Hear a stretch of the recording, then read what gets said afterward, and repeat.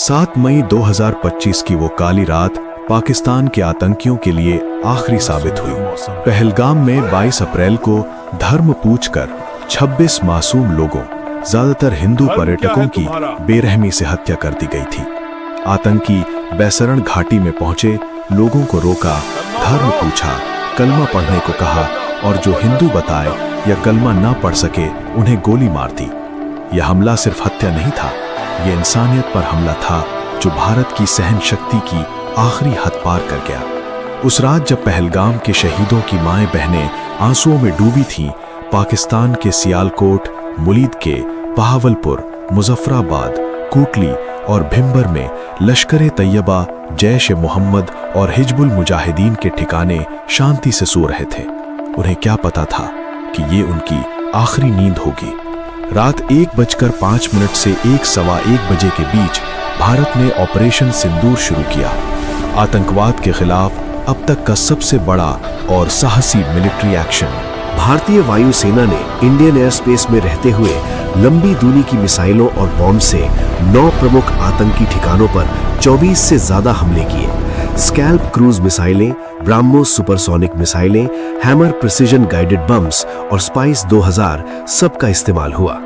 Drone से real time surveillance के साथ हमले इतने सटीक थे कि कुछ ही मिनटों में ठिकाने धुआं और मलबे में बदल गए। इसमें जैश का बहावलपुर मुख्यालय, मरकज सुभान अल्लाह, लश्कर का मुरीद के, मरकजी ताइबा कैंप, सियालकोट के सरजाल और महमूना जोया कैंप, मुजफ्फराबाद के सवाई नाला और सैयदना बिलाल कैंप, कोटली के गुलपुर और अब्बास कैंप शामिल थे। 100 से ज्यादा आतंकी मारे गए, जिनमें मसूद अजहर के 10 रिश्तेदार, भाई अब्दुल रऊफ अजहर सहित 4 करीबी कमांडर और लश्कर के बड़े नेता शामिल थे। मसूद अजहर इतना टूट गया कि उसने कहा, काश मैं भी मारा जाता। ये ऑपरेशन सिंदूर सिर्फ बदला नहीं था, ये सिंदूर की तरह मांग का प्रतीक था। उन विधवाओं का दर्द जो पहलगाम में अपने सुहाग खो बैठी। पहली बार भारत ने इंटरनेशनल बॉर्डर से 100 किलोमीटर अंदर जाकर हमला किया।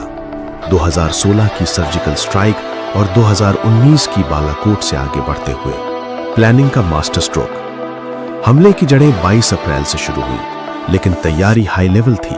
19 अप्रैल को दिल्ली में पीएम मोदी, रक्षा मंत्री Rajnath Singh, NSA Ajit Doval, CDS general Anil Chauhan और सेना प्रमुखों की मीटिंग हुई।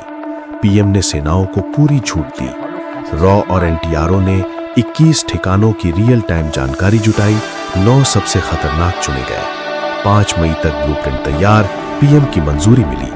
रफाल, मिराज और Sukhoi, SU-30 MKI jets, drone surveillance सब तैयार। पाकिस्तान ने घबराहट में जवाबी हमले की कोशिश की, ड्रोन मिसाइलें भेजी, LOC पर फायरिंग बढ़ाई, लेकिन भारत की एयर डिफेंस S-400 सहित 50 से ज्यादा ड्रोन हवा में ही नष्ट कर दिए। लाहौर का एयर डिफेंस रडार भी न्यूट्रलाइज हुआ। पाकिस्तान के 11 एयरबेस पर भारत ने कड़ी कार्रवाई की, उसे पीछे हटना पड़ा। मिलिट्री के साथ डिप्लोमेटिक वॉर भी चला। इंडस वाटर ट्रीटी सस्पेंड, अटारी बॉर्डर बंद, SVE वीजा रद्द, पाकिस्तानी सेलिब्रिटी, क्रिकेटर, फिल्में शो OTT से बैन। पाकिस्तान को इंटरनेशनल स्तर पर आइसोलेट किया गया। 7 मई दोपहर प्रेस कॉन्फ्रेंस में foreign secretary Vikram Misri, wing commander Vyomika Singh और कर्नल सोफिया कुरैशी ने लाइव सबूत दिखाए। एक हिंदू और एक मुस्लिम महिला अधिकारी का साथ भारत की एकता का प्रतीक था। धर्म के नाम पर बंटवारे की साजिश नाकाम। कुछ घंटे पहले पाकिस्तानी वायुसेना ने एक्स पर मजाक उड़ाया था, शांति से सो जाओ, PAF जाग रही है। लेकिन 3 घंटे बाद भारत ने उन्हें असली नींद से जगा दिया। 4 दिनों की झड़प 7 से 10 मई के बाद US मध्यस्थता और डायरेक्ट टॉक्स से सीज फायर हुआ। निष्कर्ष, ऑपरेशन सिंदूर ने साबित किया, भारत अब सिर्फ धमकी नहीं देता, लागत चुकवाता है। आतंकवाद के स्पॉन्सर को अब सुरक्षित ठिकाने नहीं मिलेंगे।